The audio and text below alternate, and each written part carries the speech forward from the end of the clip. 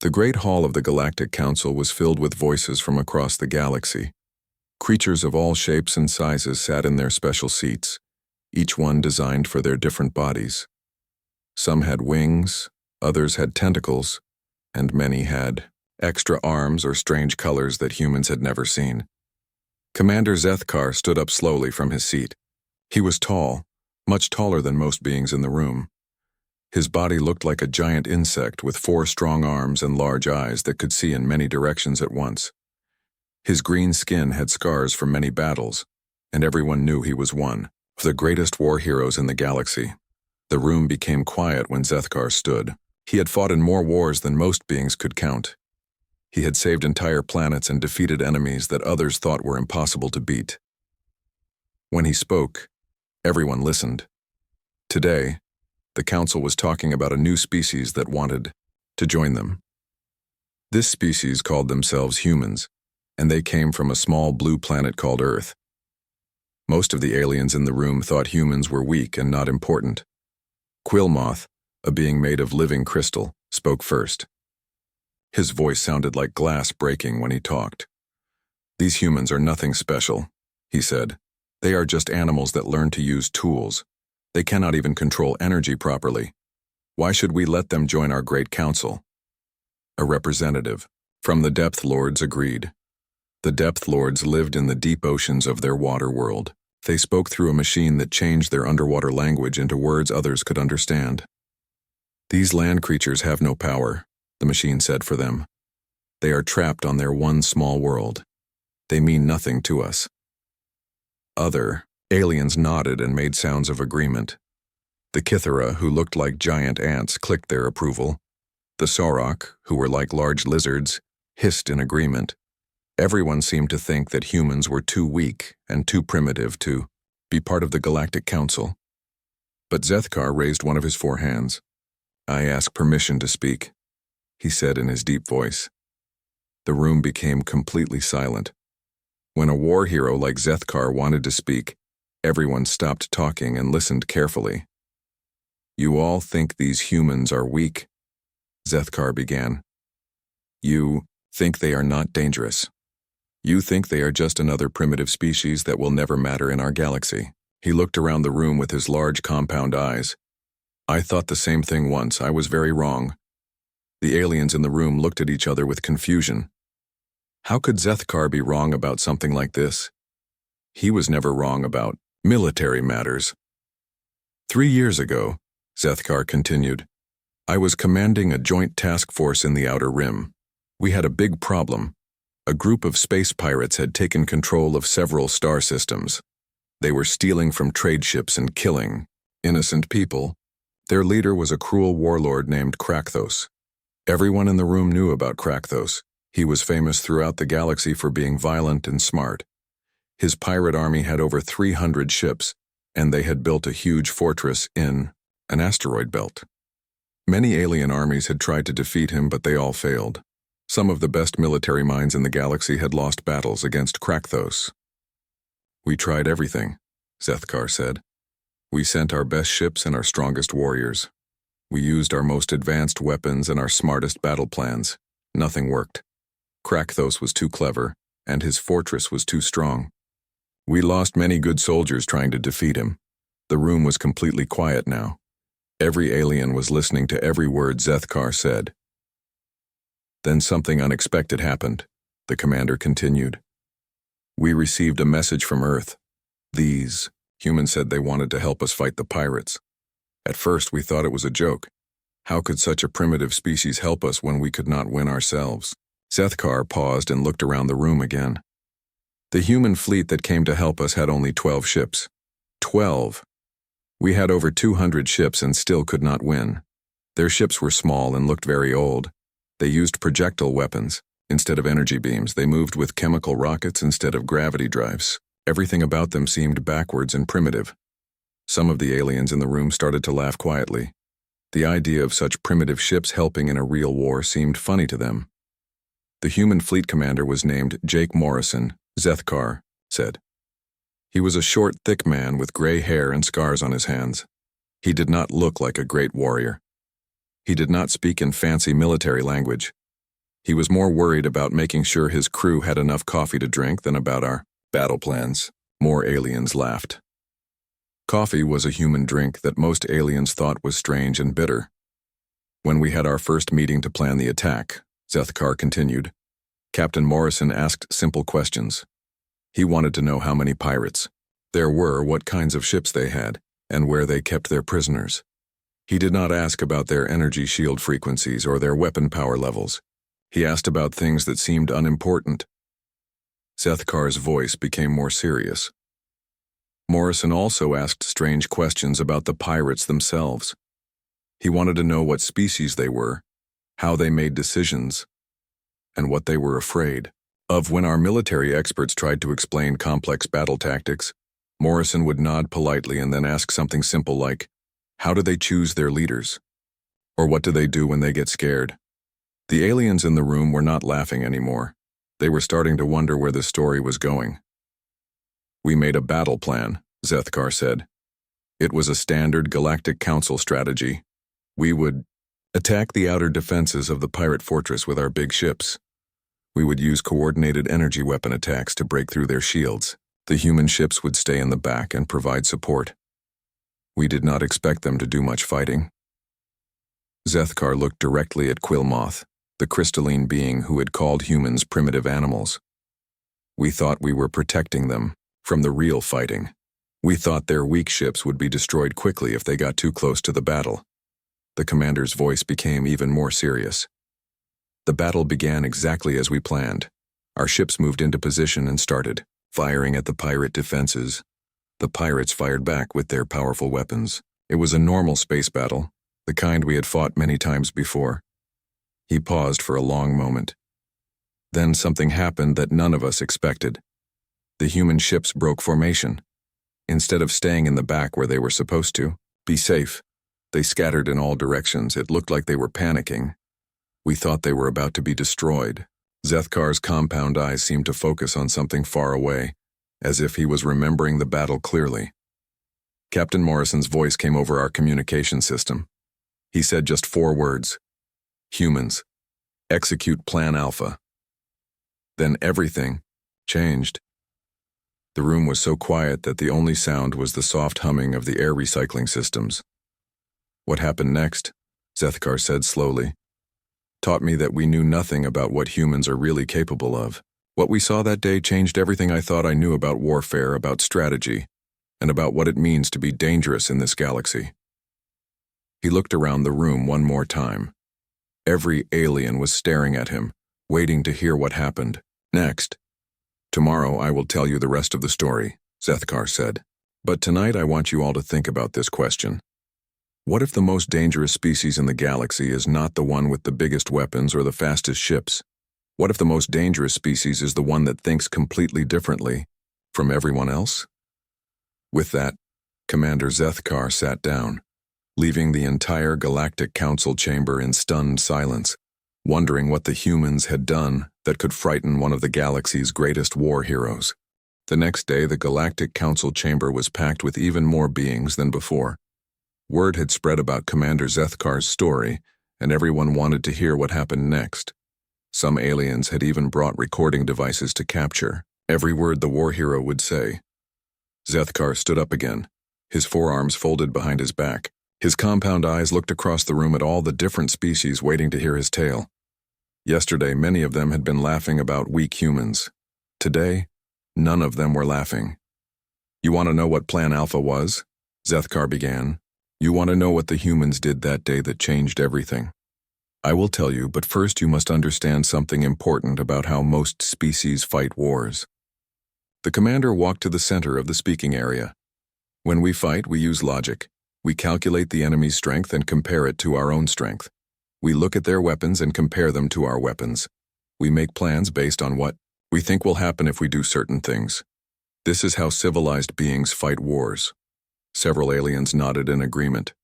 This was exactly how they had always fought battles. The humans, Zethkar continued, do not fight this way. They do something completely different, something that none of us expected or understood. He paused and looked directly at the section where the most powerful military leaders sat. When Captain Morrison said, "Execute Plan Alpha," his 12 ships did not attack the pirate fortress where our big guns were firing. They did not try to break through the main shields like we were doing. Instead, they did something that looked completely crazy. The room was silent, except for the soft breathing sounds of dozens of different species. The human ships split up and started attacking individual pirate ships that were far away from the main battle, Zethkar said. At first, we thought they were running away from the real fight. We thought they were too scared to face the strong pirate defenses, so they were picking easy targets. Zethkar's voice became more intense. We were wrong. The humans were not running away. They were hunting. He began to pace back and forth as he spoke. Captain Lisa Hayes commanded a human ship called the UES Retribution. It was small and looked old, but what she did with that ship was incredible. She found a group of 5 pirate cruisers that were guarding the back entrance to the asteroid fortress. The commander stopped pacing and faced his audience. These 5 pirate ships were much bigger than her one ship. They had stronger shields and more powerful weapons. Any sane military commander would have avoided them or called for help. Captain Hayes did neither. Zethkar's compound eyes seemed to glow as he remembered what he had witnessed. Instead, Hayes did something that broke every rule of space combat we know. She aimed her ship directly at the largest pirate cruiser and increased her speed to maximum. The pirates thought she was going to ram into them and destroy herself. They started laughing and making jokes over the communication channels. Several aliens in the chamber made nervous sounds. Ramming attacks were considered desperate and usually suicidal. But Captain Hayes was not planning to die that day. Zethkar continued. Just before her ship would have hit the pirate cruiser, she did something amazing. She used her ship's momentum and her engines to spin around the enemy ship while firing her primitive projectile weapons at the exact spots where the shields were weakest. The commander demonstrated the movement with his hands, showing how the human ship had moved. The pirates had never seen anything like this before. Their shields were designed to stop direct attacks from the front or back. They were not ready for a ship that could change direction so quickly and attack from so many angles at once. Zethkar's voice grew more excited as he continued the story. While the pirates were still trying to understand what Hayes was doing, she launched something called boarding pods. These were small ships carrying human soldiers. The pods attached themselves to the pirate cruiser like parasites. Many of the aliens in the room had never heard of boarding pods. Most species fought their wars with long-range weapons and energy shields. The idea of actually getting inside an enemy ship to fight seemed primitive and dangerous. The human soldiers inside, those pods were led by Lieutenant Colonel Sam Parker, Zethkar said. Parker and his men cut holes in the pirate ship's hull and went inside to fight the pirates face to face. This was something none of us had ever seen before. The commander's voice became very serious. You must understand, most species in our galaxy have evolved beyond close combat. We fight with energy weapons from far away. We use shields and barriers to protect ourselves. We do not get close enough to touch our enemies. The humans were different. Zethkar looked around the room, at all the different species. Parker's soldiers used weapons that seemed simple compared to our advanced technology. They had chemical explosives, metal blades, and projectile weapons that fired solid bullets. But they used these simple weapons in ways that were incredibly effective. He paused to let this information sink in.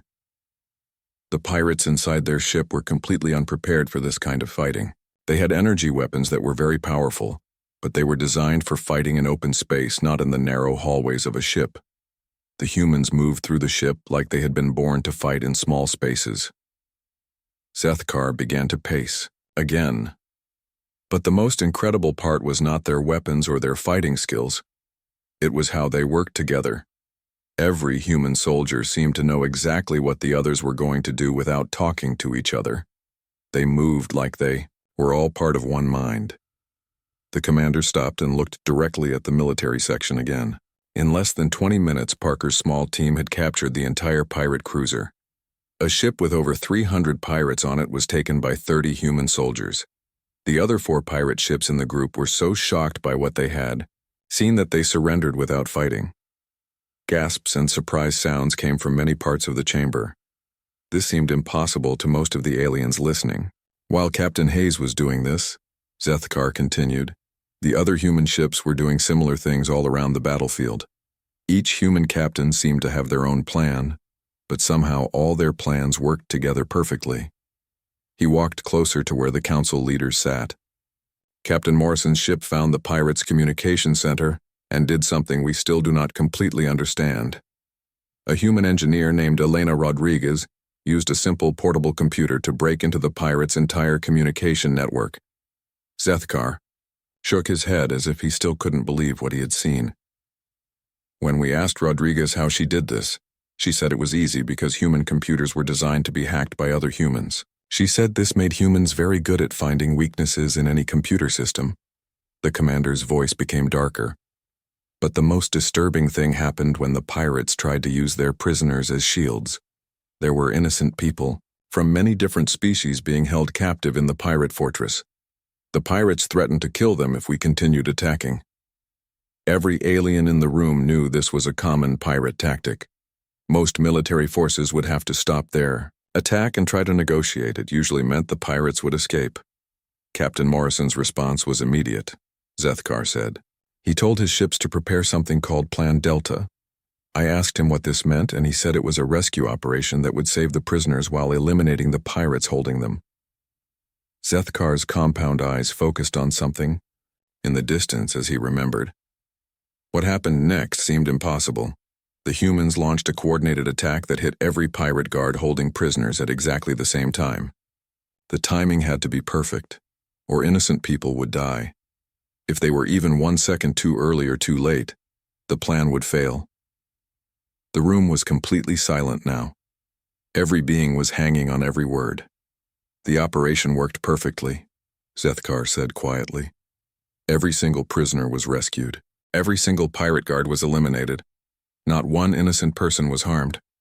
The precision required for this kind of operation should have been impossible, but the humans made it look easy. He looked around the room one more time. That was when I realized that we were not just fighting alongside another species. We were fighting alongside something completely different from anything we had ever encountered. The humans were not trying to defeat the pirates. They were trying to solve the entire problem permanently. Zethkar sat down, leaving the chamber in stunned silence. The implications of what he had described were slowly beginning to sink in among the assembled representatives. Tomorrow, the commander said, I will tell you about what the humans did next, and why it made me understand that everything we thought we knew about warfare was wrong. On the third day, the Galactic Council chamber was filled beyond capacity. Representatives from species that had never attended before were now present. Word of Commander Zethkar's story had spread throughout the galaxy, and everyone wanted to hear what the humans had done that could frighten a war hero. Zethkar stood up slowly, his forearms at his sides. He looked tired, as if telling this story was taking something out of him. His compound eyes swept across the room, taking in all the faces of beings who had come to hear about humanity. Yesterday, I told you about the humans' first attack, Zethkar began.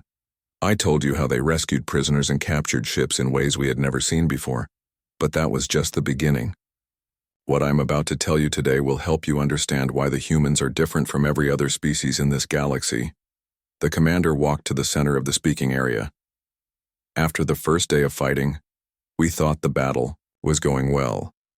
We had destroyed many pirate ships and rescued hundreds of prisoners, but the main pirate fortress was still strong, and Krakthos was still in control. We expected the fighting to continue for many more days. Zethkar paused and looked at the section where the military commanders sat. That night, I was in my command ship planning the next day's attack when Captain Morrison asked to speak with me privately. He came to my ship with some of his officers, and they brought something I had never seen before. The commander's voice became more serious. Morrison showed me detailed information about every pirate in Krakthos' army. He knew their species, their home planets, their families, their fears, and their personal histories. He knew which pirates liked each other and which ones were enemies. He knew who was loyal to Krakthos and who was only following him because they were afraid. Several aliens in the room made surprised sounds. Gathering this kind of information would take months of careful intelligence work. I asked Morrison how he had learned all this information so quickly. Zethkar continued. He smiled and introduced me to Lieutenant Commander Ryan Brooks, their intelligence officer. Brooks was a thin man with quiet eyes who spoke very softly. He explained that humans had spent their entire history studying other humans, trying to understand how they think and what they want. Zethkar began to pace as he spoke. Brooks told me that every human learns from childhood how to read facial expressions, body language, and voice tones. They learn to tell when someone is lying, when someone is afraid, and when someone is angry. He said this ability to understand others was essential for human survival. The commander stopped and faced his audience. But Brooks had taken this natural human ability and turned it into something much more powerful. He had studied the psychology of every species in the galaxy. He knew what made each species feel fear, anger, pride, and shame. He knew how they made decisions and what they valued most. Zethkar's voice became darker. Brooks explained that the pirates were not really one army. They were many different groups working together only because Krakthos was strong enough to force them to cooperate. He said that if we could make them stop trusting each other, the entire pirate confederation would fall apart. The room was completely silent now. This kind of thinking was alien to most species, who focused on military strength rather than psychology. Morrison then introduced me to Major Tony Chen. Zethkar continued. Chen was a ground combat specialist who had studied the pirate fortress for days, but he was not looking at the fortress's weapons or shields. He was studying the pirates themselves, watching how they behaved, and what made them comfortable or uncomfortable. Zethkar's compound eyes seemed to glow as he remembered. Chen told me that different species had different weaknesses that had nothing to do with military power. The insectoid Kythera pirates, for example, became confused and frightened when their chemical communication was disrupted. The reptilian Sarok pirates became slow and weak when the temperature changed quickly. He walked closer to where the council leaders sat. Chen had identified specific fears and weaknesses for every species in the pirate army. He had developed tactics that would not just defeat them in battle, but would make them too afraid to fight at all. The commander's voice became more intense. The next day we attacked the pirate fortress again, but this time, the humans did not just fight the pirates, they psychologically destroyed them. Zethkar began to describe what he had witnessed. Sergeant Kate Williams, the human demolitions expert, created what she called fear sculptures. These were explosions that did not cause much physical damage, but sent very clear messages. She would destroy specific targets in ways that showed the pirates exactly what the humans could do if they wanted to. Several aliens in the room looked confused. Why would anyone waste explosives on targets that were not militarily important? Williams would blow up a small building next to where Kythera pirates were hiding, Zethkar explained. The explosion would create a pattern that looked like a giant human hand crushing an insect. The Kythera pirates would see this and know that the humans were specifically targeting their species. The commander's voice grew more serious. For the Sarok pirates, Williams created explosions that formed the shape of a large predator that hunted reptiles on their homeworld. The Sarok would see this and remember childhood fears from their earliest memories. Zethkar looked around the room at all the different species. Each fear sculpture was designed for a specific species and a specific psychological effect. The humans were not just fighting a military battle. They were fighting a war for the minds and hearts of their enemies. He paused to let this information sink in. But the most incredible part was what Major Chen did during the ground assault. He led a team of only 8 human soldiers against a fortified position that held over 200 pirates from different species. Instead of attacking directly, Chen did something that seemed impossible. Zethkar's voice became filled with a mixture of admiration and horror. Chen's team split up and attacked each group of pirates using tactics specifically designed for their species. Against the Kythera, they used sonic weapons that disrupted their communication pheromones. The insects became confused and started attacking each other instead of the humans. The commander continued his description. Against the Sarok, they used devices that rapidly changed the temperature in their hiding places. The reptiles became too cold to move quickly, making them easy targets. Against the Vraxian pirates, they used bright lights that hurt their compound eyes. Zethkar's own compound eyes seemed to dim as he spoke about his own species being targeted. Chen's team knew exactly how to hurt each species in the most effective way. But they were not just causing physical pain. They were creating specific kinds of fear that each species found most terrifying.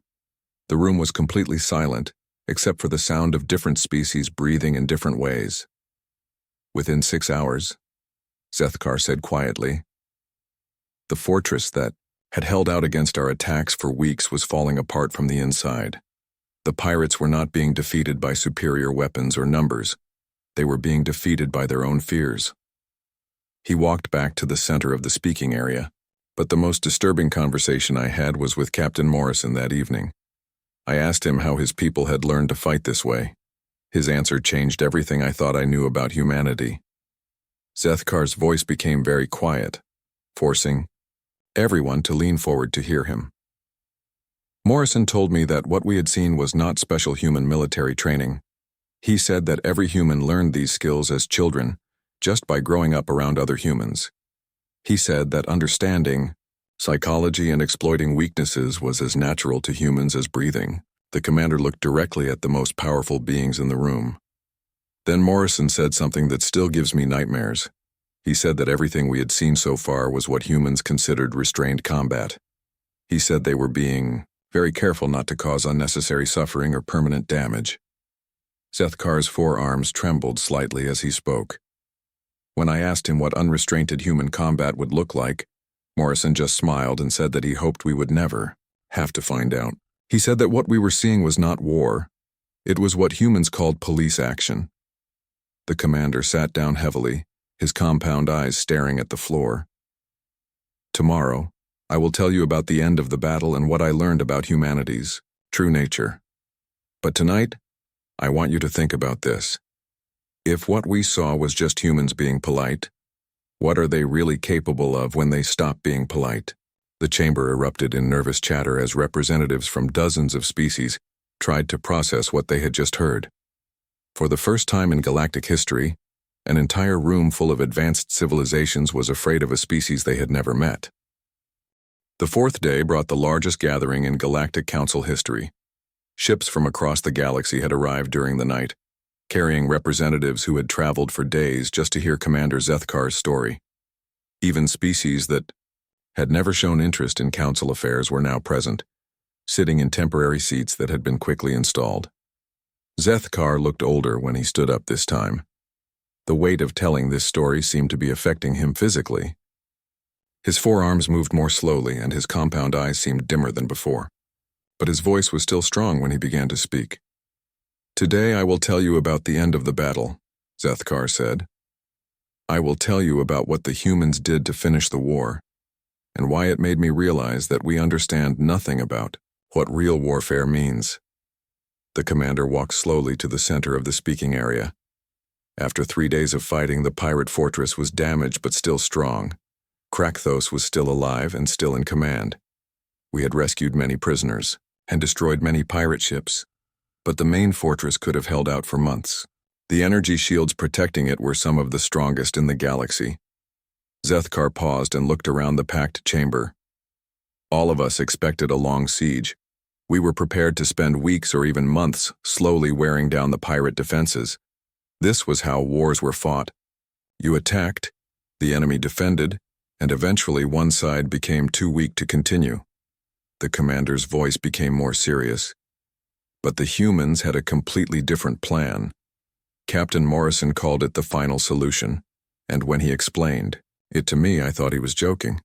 The plan seemed too simple and too dangerous to work. Several aliens leaned forward in their seats, eager to hear what this plan could be.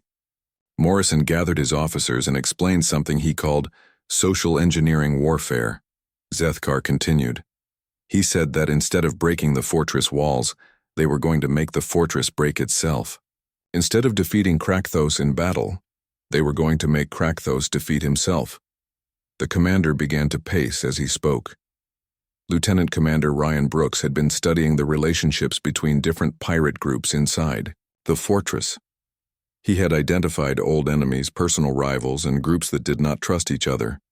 Brooks said that Krakthos was keeping these groups together only through fear and the promise of shared wealth. Zethkar stopped pacing and faced his audience.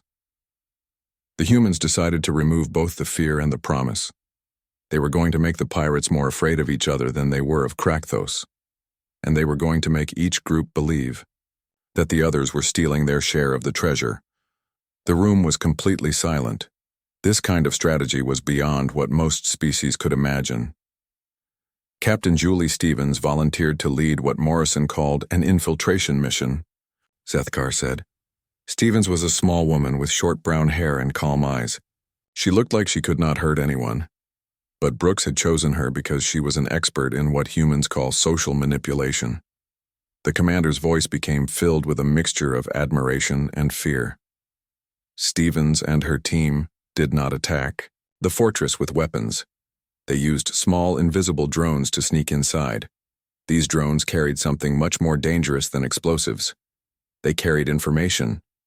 Zethkar looked directly at the intelligence officers from various species who were present. The humans had created false evidence that some pirate groups were planning to betray others. They made fake communications that suggested certain leaders were stealing from the common treasure. They planted evidence that some groups were secretly negotiating with us to surrender and save themselves. Several aliens made shocked sounds. Creating false evidence was considered dishonorable by most galactic species. But the most clever part, Zethkar continued, was that none of the false evidence was completely fake. Brooks had studied the pirates so carefully that he knew some of them really were planning to betray others. Some leaders really were stealing from the common fund. Some groups really were considering surrender. The commander's compound eyes seemed to glow as he remembered. The humans took these small truths and made them bigger. They took real suspicions and turned them into certain knowledge. They took small disagreements and turned them into major conflicts. Zethkar began to pace again. Within 12 hours, the fortress was no longer fighting us. Different pirate groups were fighting each other. Krakthos spent more time trying to control his own forces than defending against our attacks.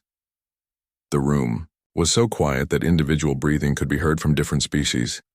Captain Stevens and her team moved through the fortress like ghosts, Zethkar said. They were not there to fight or steal or destroy. They were there to whisper the right words to the right people at the right time. A comment here, a suggestion there, a piece of evidence left where someone would find it. The commander's voice became darker. Stevens would tell a Kythera pirate leader that she had heard the Sarok were planning to kill all the insects after the battle. Then she would tell a Sarok leader that the Kythera were planning to poison the food supply. Neither story was true, but both stories sounded believable because they played on natural fears each species had about the other. Zethkar stopped pacing and stood very still. On the second day of the infiltration, the fortress shields went down, not because we destroyed them, but because the pirate engineers were too busy fighting each other to maintain them. Groups that should have been working together were sabotaging each other's equipment. The commander's voice became filled with awe. By the third day, Krakthos had lost control completely. Half of his army was fighting the other half. Pirates, who had worked together for years, were killing each other over imagined betrayals and stolen treasure. Zethkar looked around the room at all the different species. The fortress that had withstood months of direct military attack was tearing itself apart from the inside. The energy shields that had protected it from our most powerful weapons became a prison, trapping the pirates inside while they destroyed each other. He paused to let this information sink in. But the most incredible part was what happened to Krakthos himself. This pirate warlord who had terrorized the galaxy for decades, who had defeated the best military minds we could send against him, was captured not in glorious battle, but while trying to surrender. Several aliens gasped. The mighty Krakthos. Surrendering was almost impossible to believe. Krakthos came to our ships in a small escape pod, Zethkar continued. He was not wounded or defeated in combat. He was terrified. He begged us to protect him from his own former allies who he believed were trying to kill him and steal his personal treasure. The commander's voice became very quiet. When I asked Captain Morrison why they had accepted Krakthos's surrender, instead of letting the pirates kill him, Morrison said something that still haunts me. He said that humans were not monsters. They were just very good at convincing others that they might be. Zethkar walked closer to where the council leaders sat. After the battle, I watched the humans implement what they called pacification protocols. They did not just defeat the pirates. They systematically destroyed the entire network that had supported piracy in that sector. The commander's compound eyes focused on something far away. Colonel Steve Martinez led teams that tracked down every pirate base, every hidden treasure, every corrupt official who had helped the pirates. They found pirate families and offered them new lives in exchange for information. They found pirate suppliers and turned them into informants. Zethkar's voice became filled with a mixture of respect and fear. The humans did not just win a battle. They eliminated the conditions that had allowed piracy to exist in the first place. They solved the entire problem permanently. He looked around the room one more time. But the most disturbing conversation I had was with Dr. Amy Foster, their xenobiologist. She explained that what we had witnessed was not unusual for humans. She said that throughout their history, humans had never just defeated enemies. They had eliminated them completely. The commander's voice became barely above a whisper. Dr. Foster told me that human warfare was not about winning battles. It was about making sure the enemy could never threaten them again. She said this was not cruelty, but survival instinct that had been built into humans over millions of years of evolution. Zethkar sat down heavily, his forearms trembling slightly. Tomorrow, I will tell you what I learned about humanity's true capabilities and what it means for all of us. But tonight, think about this. Everything I have described was what humans call a small police action. What would happen if they decided we were their enemies? The chamber erupted in fearful chatter as representatives from across the galaxy tried to process the implications of what they had heard. For the first time, the most powerful beings in the galaxy were genuinely afraid of a species that claimed to want only friendship. On the fifth and final day, the Galactic Council chamber was filled beyond what anyone thought possible. Representatives from every known species in the galaxy were present. Even the mysterious Shadow Collective had sent observers. Ships orbited the station in patterns that had never been seen before, as entire civilizations waited to hear the conclusion of Commander Zethkar's story. Zethkar stood up for the last time. His forearms hung at his sides, and his compound eyes looked tired and old. The weight of sharing this knowledge with the galaxy had clearly affected him deeply. When he spoke, his voice carried the authority of someone who had seen the future and was trying to warn others about what was coming. Today I will tell you the most important part of my story, Zethkar began. I will tell you what I learned about humanity after the battle was over. I will tell you why I believe we must choose very carefully how we respond to their request to join our council. The chamber was so quiet that the only sound was the soft humming of life support systems, keeping hundreds of different species alive in the same space. After the pirate fortress fell and Krakthos was captured, Zethkar continued, I spent 3 days with the human fleet. I thought I understood what they were capable of, but I was wrong. What I learned during those 3 days changed everything. I thought I knew about warfare, about survival, and about what it means to be dangerous in this galaxy. The commander walked slowly to the center of the speaking area. Captain Morrison invited me to tour one of their ships. The UES Defender was not their largest or most advanced vessel, but Morrison said it would give me a good understanding of human military philosophy. Zethkar's compound eyes seemed to focus on something far away as he remembered. The first thing I noticed was that everything on the ship was designed to work even if most of it was destroyed. Their computers could function with half their components missing. Their weapons could fire even if the main power systems failed. Their life support could keep the crew alive even if the ship was badly damaged. Several military commanders in the audience leaned forward. This kind of redundancy was impressive but seemed excessive. When I asked Morrison why they built ships this way, Zethkar continued, he said something that confused me at first. He said that human ships were designed by people who expected to lose battles. They were built by people who knew that sometimes you had to keep fighting even when everything was going wrong. The commander's voice became more serious. Morrison then showed me their crew quarters. Each human had their own small space, but what surprised me was what they kept in those spaces. Pictures of their families, letters from home, small objects that reminded them of their planet. Every human carried pieces of Earth with them wherever they went. Zethkar paused and looked around the packed chamber. Morrison explained that Humans did not fight for governments or ideologies or even glory. They fought for each other and for the people they had left behind on their home world. He said that every human knew that Earth was their only real home, and if they lost it, they would have nothing left. The commander's voice became darker. That was when Morrison told me something that changed my understanding of everything. He said that the 12 ships I had seen were not just an expeditionary force. They were also an advanced scouting mission. He said that humans were not just exploring the galaxy out of curiosity. They were looking for threats. Several aliens in the room made nervous sounds. The idea of humans actively searching for enemies was disturbing. Morrison introduced me to Dr. Helen Carter, their cultural expert. Zethkar continued. Dr. Carter was an older woman with gray hair and kind eyes, but when she spoke about human history, her voice became very serious. She told me that humans had spent their entire existence fighting for survival. The commander began to pace as he spoke. Dr. Carter explained that human history was one long war against everything that could kill them. They had fought ice ages that should have destroyed them. They had fought diseases that should have wiped them out. They had fought predators that were stronger and faster than they were, and they had won every single time. Zethkar stopped pacing and faced his audience.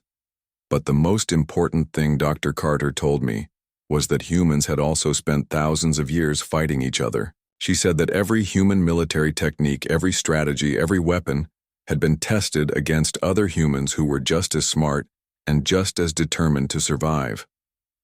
The room was completely silent now. The implications of this were beginning to sink in. Dr. Carter said that when humans looked at other species in the galaxy, they did not see potential friends or trading partners. Zethkar continued. They saw potential threats that might someday try to destroy Earth. She said that humans were naturally suspicious because suspicion had kept them alive for millions of years. The commander's voice became filled with a mixture of respect and fear. Then Dr. Carter told me about Earth's real military capabilities. She said that the 12 ships I had seen represented less than 1% of humanity's total military force. The weapons they had used were considered old and outdated by human standards. The tactics they had employed were what humans taught to their police, not their soldiers. Gasps and shocked sounds came from all parts of the chamber. The idea that what they had witnessed was just a tiny fraction of human power was terrifying. Dr. Carter showed me classified reports about Earth's true defenses, Zethkar said. Humans had built weapons that could destroy entire planets. They had created diseases that could kill specific species while leaving others unharmed. They had developed technology that could manipulate the minds of other beings without them knowing it. The commander's compound eyes seemed to dim as he spoke.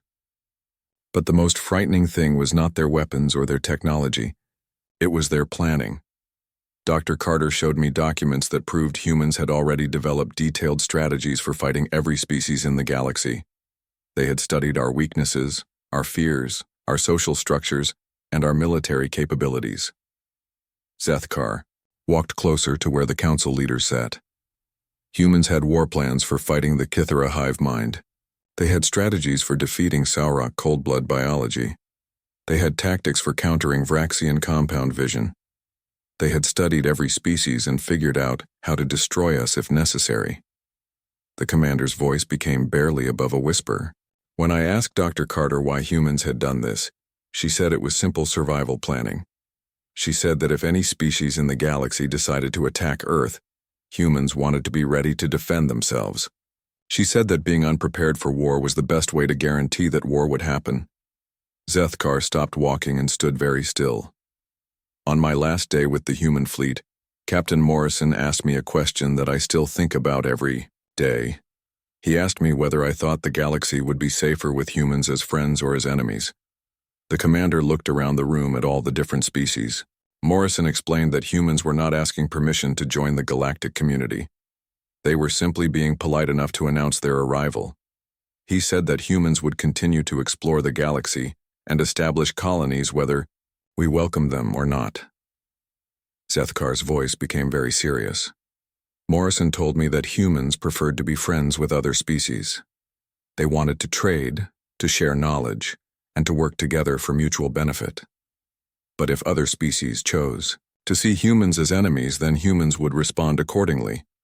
The commander walked back to the center of the speaking area. Morrison said that humans had learned from their history that it was better to be feared and respected than to be weak and ignored. He said that humans would rather have other species be slightly afraid of them than have other species think they could be easily defeated. Zethkar looked directly at the most powerful beings in the room.